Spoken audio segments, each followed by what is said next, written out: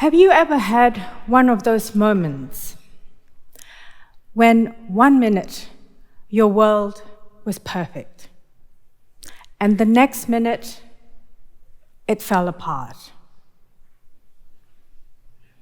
You must be wondering by now, what is she talking about? She's supposed to be telling us all about sourdough. Well, in my world, everything has got to do with sourdough, my sourdough. One Monday morning, actually not that long ago, I was just waking up, still in bed, and I was just reaching out to my phone to turn it on to find out what time it was. 5:30 a.m. As my phone was turning itself on, the phone rang. And literally no more than about 2 or 3 minutes later, my world fell apart. I was shattered. A 30-year friendship just ended. Now back to you. Cast your mind. When you had one of those moments last time, what did you do next? This is exactly what I did next. No more being bullied. No more being silenced. No more feeling small.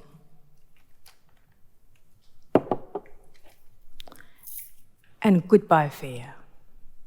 Because the moment my hand immersed in the dough, my worry head fell on the dough. My shoulder dropped, my feet feel firm on the ground, and I started to breathe. This is a story about a simple sourdough that changed the course of my life. I fell in love with sourdough about 30 years ago. I was studying my MBA at Melbourne University. And I used to wander around the streets of North Carlton, worried sick about my MBA.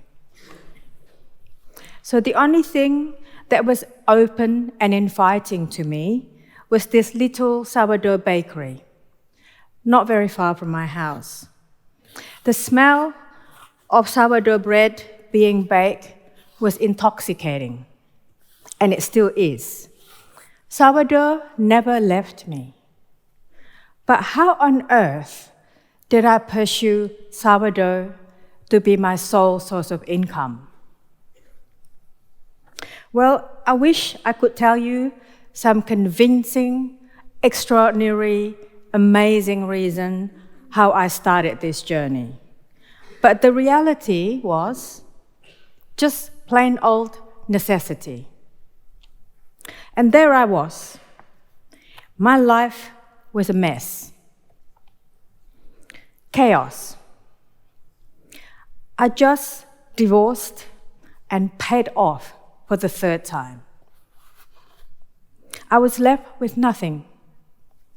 I had a corporate job in banking, and I had two joys in my life: my daughter and my love for sourdough. I wanted to look after my daughter full-time. So I had no choice but to quit my job. That is how banking became baking. I teach sourdough for a living, but I make sourdough to survive. I want to share with you today 3 sourdough life lessons that have helped shape and transform my life. First lesson, how sourdough kept me somewhat calm for the very first time I actually presented in front of a huge audience like this. Sourdough keeps me calm because I am essentially a voyeur. Just watching my sourdough starter growing bubbles, or this dough slowly, very, very slowly, forming a ball. This is not an easy thing to do, I can assure you. More than that, how that one transformed into that one. The dough will double with time. Can you imagine, or can you think of one thing that would double in front of your eyes spontaneously without you even touching it and without fail? Next sourdough lesson. Sourdough, like life, is something that you just cannot control. Life, like sourdough, will go up and down.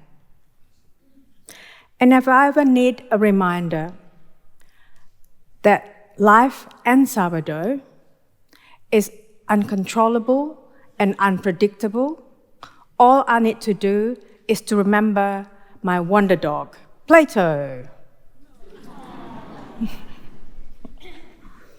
I bought him about 2 years ago to help me cope with grief and to also help me to be in the moment. Well, he certainly has kept me in the moment, and he also has kept my neighbors in the moment.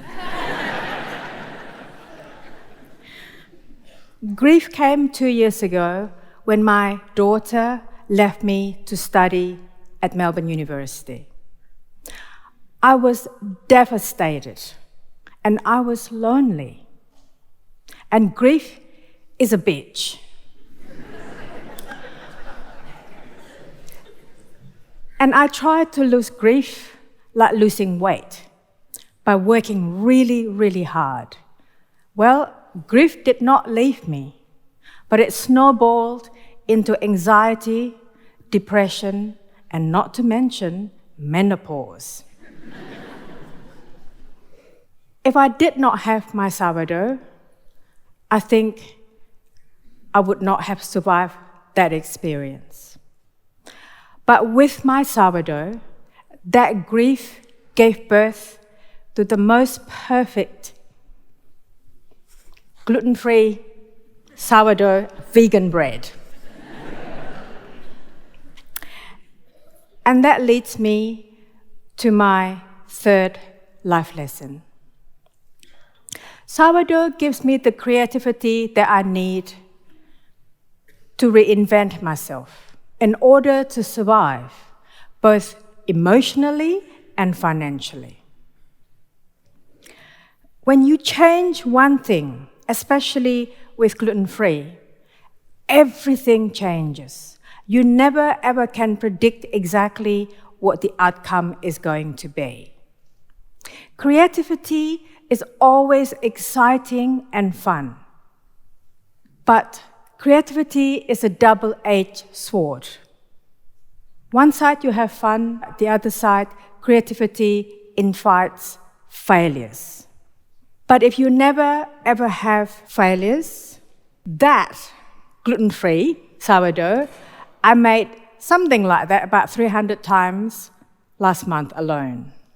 And that has been 12 years of fiddling and obsessing with my gluten-free. But once you had about 300 of them, you can have success. One thing about failure for me is that every time I fail, and remember I failed over 300 times last month, it reminds me that I'm human, that it's only flour and water. And the only thing that ever hurt is my ego. And sometimes, if I'm lucky, my best friend would still try and eat my failures.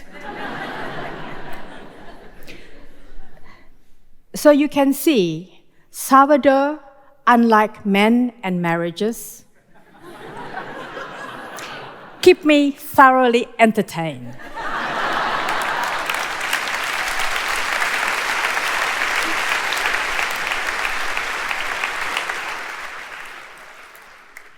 It is a gift that keeps on giving. It's a living gift. It's practically unkillable. It has existed for thousands of years. Sourdough is our link to the past, to the present, and to the future. It is a privilege. This is what I want you to take away from me today. Many people I teach and share my sourdough have hard and complex life, full of stresses and worries. I am not prescribing sourdough to be your solace, but I'm urging you to find that simple something in your life, to act as your handbrake, to kidnap you from your worry head, to give you that temporary refuge from life for a little bit. An act of joy. Breathe. Lose your mind. Give yourself that lift. And find your sourdough. Thank you.